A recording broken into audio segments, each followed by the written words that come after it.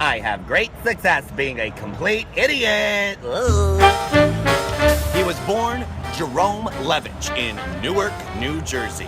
Now, his dad was a MC and vaudeville performer, and his mom played the piano. So the entire family would go to the Catskill Mountains in the summer and perform. That is where he perfected his record act, where he would lip sync dramatically to all sorts of famous songs.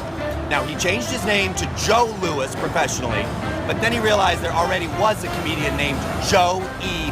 Louis, and of course the boxer, Joe Louis. So he changed his name to Jerry Lewis. Jerry Lewis rose to stardom being part of the comedy duo Dean Martin and Jerry Lewis. They were in nightclub acts, TV shows as guest stars. They had their own TV shows, and in total, they made 16 pictures together. They did a famous Look cover shoot, and they kind of cropped Dean Martin out of the photo, and shortly thereafter, the duo broke up. After his breakup with Dean Martin, Jerry wasn't sure if he could make it on his own as a solo act. So he headed for Las Vegas for a vacation. It was there that Sid Luft, husband to Judy Garland, called him up frantic saying, "Judy's got strep throat and has a concert tonight. Could you please fill in?"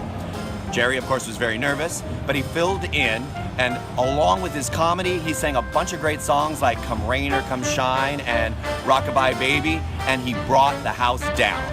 Judy was watching offstage, and everyone knew he'd be a great big star still. In fact, he made an album for Capitol Records called Jerry Lewis Just Sings.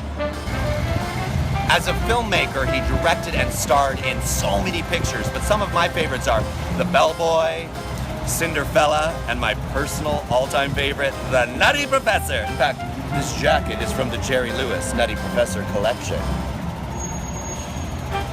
He was instrumental in using video camera playback to look at his performance right away so then he could critique it. He even taught this technique at USC to such students as, George Lucas.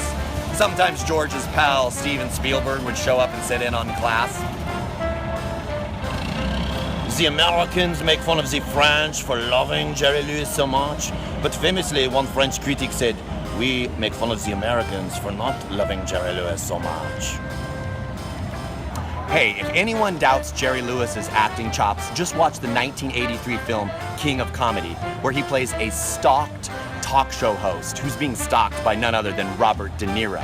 In 1994, he starred on Broadway as the devil in the revival of Damn Yankees. I mean, a dedicated performer to the end. His last film was Max Rose.